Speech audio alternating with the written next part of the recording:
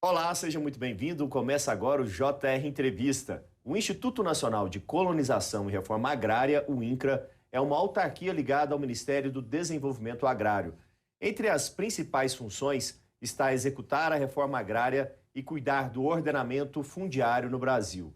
E para falar sobre a questão da ocupação de terras no país, a gente recebe hoje o diretor nacional de governança fundiária do INCRA, João Pedro Gonçalves. Seja muito bem-vindo aqui ao JR Entrevista. É um prazer, Thiago, conversar com você, conversar com a Record e ter a oportunidade de dialogar, de esclarecer e de fazer uma boa conversa com esse tema tão relevante, tão importante para o Brasil. Considero um tema atual. Super atual, né? Discutir a reforma agrária, discutir a governança fundiária. Bom, esse é um tema, como a gente estava falando aqui, super atual. Agora, em abril, foi um mês muito marcado por invasões de terra organizadas pelo MST, o Movimento dos Trabalhadores Sem Terra. O presidente Lula disse que não precisa invadir terra, que com o levantamento do INCRA é possível identificar terras improdutivas para fazer assentamentos. E ainda reforçou que não precisa ter barulho, não precisa ter guerra, e esse levantamento, ele já está sendo feito por vocês? Como que está a situação? Primeiro, assim, contextualizar, nós recebemos o INCRA, depois o presidente Lula, o atual governo, volta depois de 6 anos. Sim. E é preciso, vou aproveitar aqui para dizer o que foi feito com esta autarquia tão importante que é o INCRA. O INCRA, ele está presente, organizado em todo o território nacional. Em todos os estados, né? Em todos os estados, as cidades, muitas cidades, né, do nosso país, por estado, as principais cidades têm a presença do INCRA. Quando não tem o INCRA com sua sede, nós temos relações formais com muitas prefeituras desse Brasil. Certo. Principalmente nesse item do cadastro rural, nós temos relações com as prefeituras municipais. Então, assim, o INCRA hoje, o INCRA foi uma autarquia com 10 mil servidores. E hoje? Hoje nós temos 2.400 servidores. E a dinâmica, essa agenda fundiária, ela continua muito presente. Então, organizar a terra, destinar corretamente a terra, levar assistência técnica para os nossos assentamentos, tem um número expressivo de assentamentos em todo o Brasil. Nós temos aí aproximadamente 9 mil assentamentos por esse Brasil. Então, assim, o INCRA foi muito prejudicado. Certo. O orçamento do INCRA deste ano está em torno de 292 milhões. Ele inclusive já foi para fazer tudo. Para pagar desses 292, pela terra. 190 milhões é para pessoal. Então, veja só, nós precisamos melhorar para fazer mais, fazer muito, fazer com qualidade, ter um outro orçamento. Esse orçamento deixado pelo governo passado, pelo governo Bolsonaro, foi um orçamento muito ruim. E é o que vocês vão ter a oportunidade de fazer esse ano na discussão do orçamento. Mas eu gostaria de retornar um pouquinho à questão do levantamento que o presidente Lula falou sobre a questão de identificar as terras possíveis de fazer a reforma agrária. Vocês já começaram a fazer, mesmo com esse número reduzido de profissionais que o senhor comentou? Nós estamos levantando isso. O presidente Lula anunciou, nós já estávamos, o presidente anunciou, do ponto de vista político, nós estamos trabalhando isso, buscando principalmente nas terras públicas, a Amazônia, você pega aí de Tocantins para cima, uma parte do Maranhão, nós temos aí 9 estados com uma presença muito forte de terras públicas, isso é mais fácil, destinar a terra pública. O Sudeste nós não temos, tem muito pouco, é raro a terra pública. Nós vamos ter que comprar. É isso. Uma linguagem bem didática. Fazer a reforma agrária, né? Pegar terras improdutivas, comprar e fazer os assentamentos. Então, o INCRA está providenciando isso para fazer agora, neste ano final de ano, nós estamos no meio do ano, fechar 2023 já com um percentual de áreas para destinar à reforma agrária. A gente estava falando logo no início do programa sobre a questão das invasões no mês de abril. Um local que está tendo conflitos importantes é ali na região, ali na Bahia, na região de Porto Seguro. Isso. Né? Você tem os índios pataxós ali também, né? Que reivindicam muitas áreas ali. Como vocês estão acompanhando aquela situação? Olha, a terra indígena, vamos chamar assim, é uma terra diferenciada dessa da reforma agrária, né? A terra indígena é usufruto dos povos indígenas. Ela não é uma propriedade de uma liderança indígena, é do coletivo, é daquele povo. O povo pataxó está ali no sul, da Bahia, né? É bom olhar ali com uma população originária. Os portugueses chegaram ali e já estavam lá, né? Então, assim, e vem sofrendo pressão por conta do mercado de terra, né? Do turismo, né? O turismo, né? Vem pressionando isso.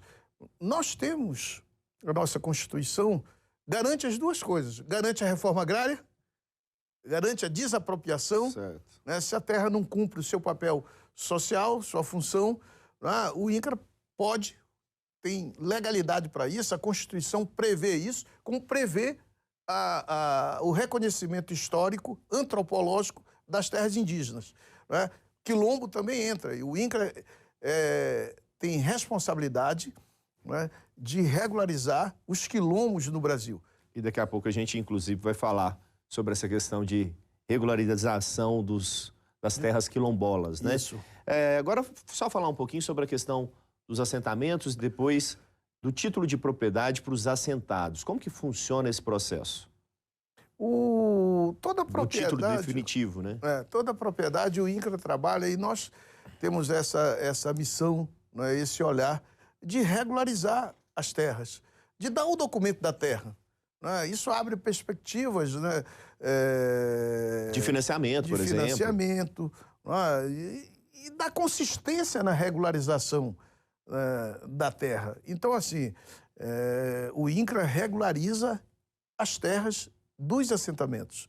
O INCRA tem papel fundamental para regularizar, titular a terra, dar o título definitivo, né, das terras fora de assentamento. Então, nós temos essa missão, né, de regularizar, de reconhecer, né, finaliza isso em cartório, né, tem uma agenda depois do documento da terra. É evidente que você tem que ter obrigações, né, um título na mão de um proprietário, de um agricultor, ele tem que hora responder, que ele é o verdadeiro dono, né? Mas ele tem que responder, como aquilo ali é terra pública, ele tem que responder, por exemplo, nós temos uma cláusula resolutiva que está lá escrito no documento, certo, no verso do documento, você não pode vender, negociar aquela propriedade durante 10 anos. Não faria sentido, né? A gente pagar pela terra e a pessoa negociar. Verdade. Imediatamente. Um estudo feito pelo INCRA apontou a eficiência na produção dos alimentos nos assentamentos, né? Qual que é a realidade econômica e produtiva desses assentamentos no país? Quantos são? Quantas famílias estão nesses assentamentos? Nós temos, de um modo geral, assentamentos com uma produção qualificada, né? Do Amapá ao Rio Grande do Sul, né? O Nordeste brasileiro, o Centro-Oeste, temos assentamentos, experiências exitosas dos nossos assentamentos. Importante destacar que essa produção está presente, né, nas feiras, nos supermercados, nos mercadinhos, né, da produção da agroecologia, da produção da agricultura familiar. Então, assim, em torno de 1 milhão de famílias assentadas por esse Brasil afora, né, dentro desses espaços importantes que são os espaços dos assentamentos nossos. E você pode assistir ao JR Entrevista na Record News, no portal R7, no Play Plus e também nas nossas redes sociais. A diretoria do senhor é responsável, né, pelo processo de reconhecimento da terra quilombola. A gente até comentou que ia tratar desse assunto aqui no JR Entrevista.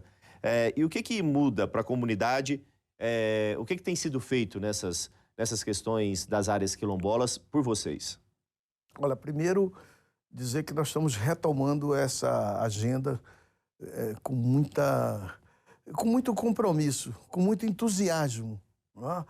O Brasil é quilombola. Aqui em Goiás você tem uma, né? Aqui em volta de Brasília você tem terras importantes quilombolas, né? Inclusive tem o maior quilombo do Brasil, que é o Calunga, aqui em Cavalcante, um município bem próximo aqui de Brasília, que está no estado de Goiás. Para quem não conhece bem, né, eu que sou goiano posso falar um pouquinho. Aqui na Chapada dos Veadeiros, a cerca de 2 horas e 30 minutos aqui de Brasília.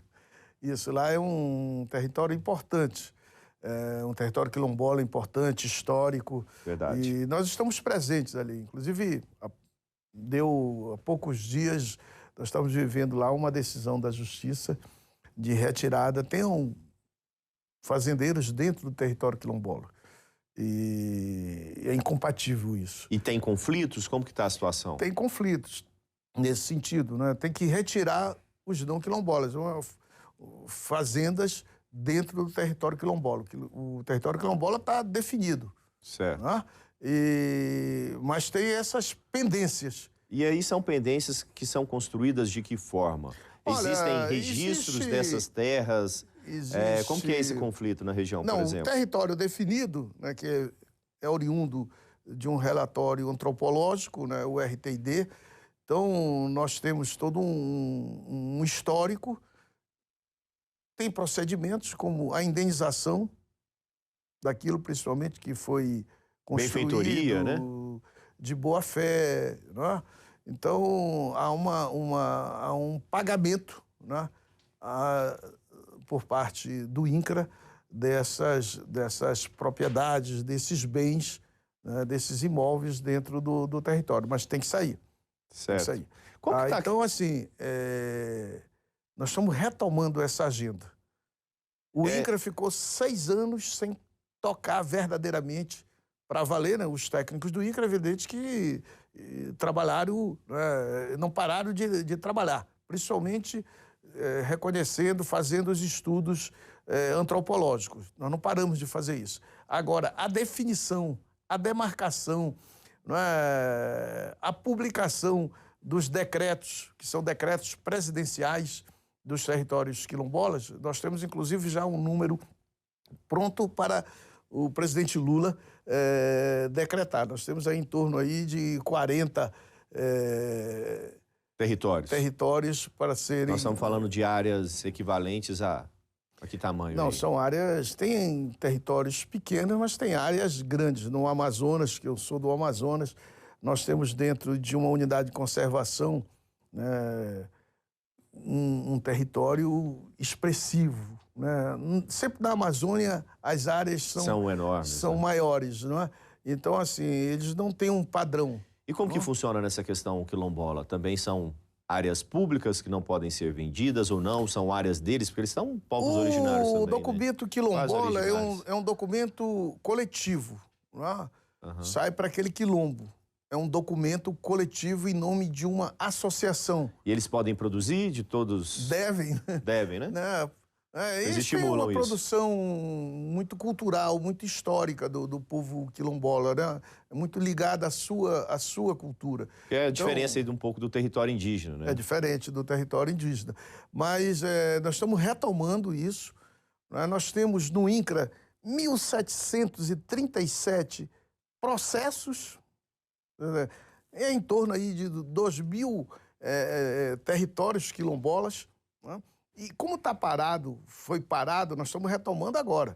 Estamos retomando agora, inclusive com as nossas equipes indo para campo para fazer o reconhecimento ocupacional, né, desses territórios. Mas é importante destacar aqui a presença quilombola no estado do Maranhão, o estado da Bahia, o estado de Minas Gerais, do Rio Grande do Sul, uma presença expressiva, Rio de Janeiro, São Paulo, Vale da Ribeira. Então, assim, essa é uma agenda no Nordeste, todos os estados têm a presença quilombola.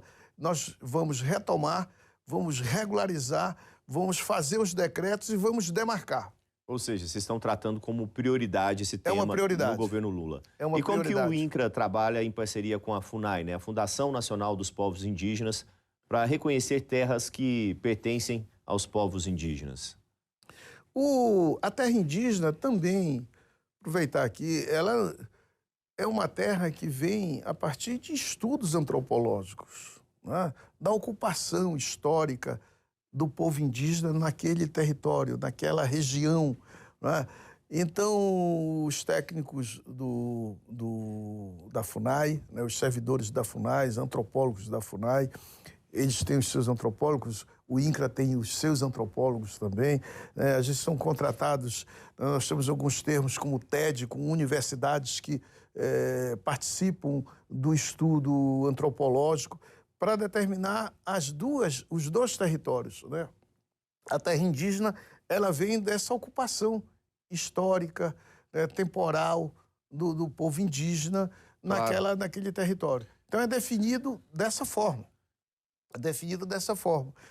Tanto a terra indígena como os quilombos. Nós temos muitas conversas, e agora nós temos o Ministério dos Povos Indígenas, tem tido várias reuniões, FUNAI, INCRA e Ministério dos Povos Indígenas. Como que a discussão que está no Supremo Tribunal Federal sobre o marco temporal vai interferir nessa dinâmica?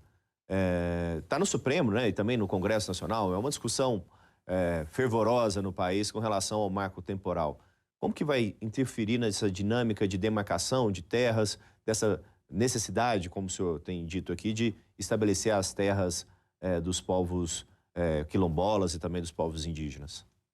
Eu tenho um olhar que é um olhar e um compromisso da governança fundiária. Nós temos que enxergar, né, dar visibilidade a todos os segmentos. Tem terras privadas, tem terras públicas, tem os assentamentos, tem as unidades de conservação, tem florestas nacionais, tem parques, né? Então tem a terra indígena, tem faixa de fronteiras.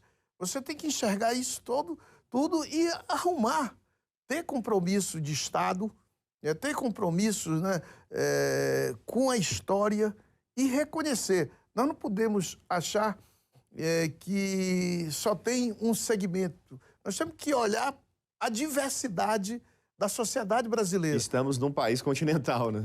E olhar a diversidade. Você não pode esmagar, não pode passar por cima do povo indígena, não pode passar por cima do território quilombola. Então, assim, nós estamos tratando agora de uma região, de um quilombo muito importante no Pará, no Trombetas, um rio importante, o Rio Trombetas. Ali tem povos indígenas e povo quilombola.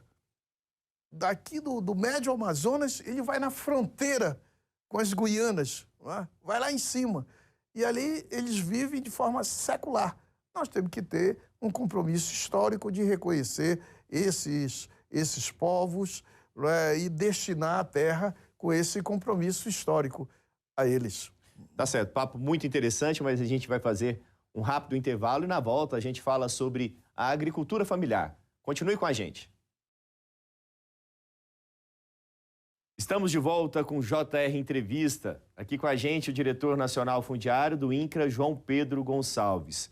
O senhor já disse que a reforma agrária no século XXI é com a floresta em pé, ou seja, sem a necessidade, né, de fazer a derrubada, né, da vegetação nativa. Explica isso para a gente, por favor. Como que seria esse conceito? O debate ambiental é um debate... atual demais, né? Internacional. O Brasil é um país que é uma referência com a sua densa floresta tropical. Então, ocupar os biomas, eu quero destacar aqui 2 biomas importantes, o Cerrado e o bioma amazônico, né, da floresta amazônica. Nós precisamos fazer reforma agrária com o debate ambiental presente. Então, eu tenho dito aqui, agora o desafio do INCRA é fazer reforma agrária com a floresta em pé. Aqui no Cerrado a fronteira agrícola já avançou bastante. Né? Bastante. Eu tenho minhas preocupações com relação a isso. Então, é um bioma que merece todo um cuidado, todo um zelo. Até porque a água do país, muitas nascentes estão aqui, uma região alta, né? Nesse ponto, elevado do Brasil, não é? E a Amazônia é a mesma coisa. Nós precisamos cuidar da Amazônia. Não pode ser. O sul do estado do Amazonas vem sofrendo, não é, o impacto dessa pressão da monocultura, não é, na direção da floresta. E aquela região do sul do Amazonas, ali nasce, né, os grandes rios. Nós temos, pelo menos, o Rio Purus. Ali está o quê? Soja ou agropecuária? Não, esse processo, vem primeiro os madeireiros. Eu não vou generalizar, mas, de um modo geral, ali são madeireiros, são ilegais. Não é?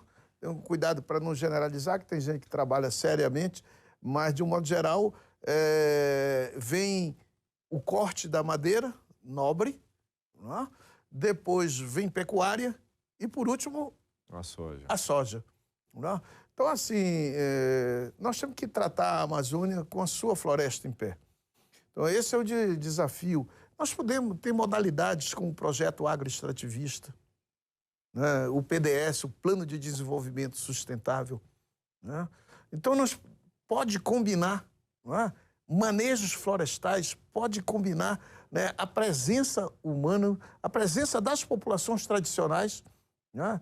É extremamente equivocado olhar a floresta sem as populações tradicionais. Bom, a gente prometeu falar sobre agricultura familiar, nosso tempo está acabando. De acordo com o mais recente censo agropecuário, 77% dos estabelecimentos agrícolas, né, no país foram classificados como de agricultura familiar, responsável pela renda de 40% da população economicamente ativa, ou seja, enorme, né? Que vocês têm feito nessa área da agricultura familiar, por favor? Nós estamos retomando com um item importante para garantir a produtividade e com qualidade, não é a assistência técnica, a Anater. Então, a Conab, são instituições que combinam, não é, qualidade, preço e produção em escala, né? Produção alta. Então, os nossos assentamentos, nós temos... alguém pode dizer, não são 100%. É verdade.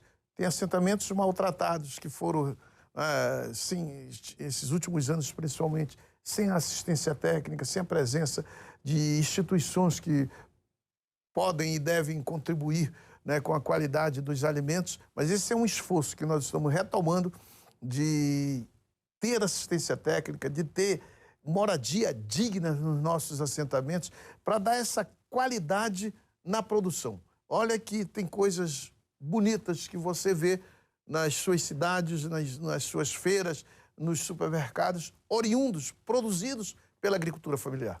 Aí é que entra o Embrapa. Seu João Pedro, muito obrigado pela presença aqui no JR Entrevista.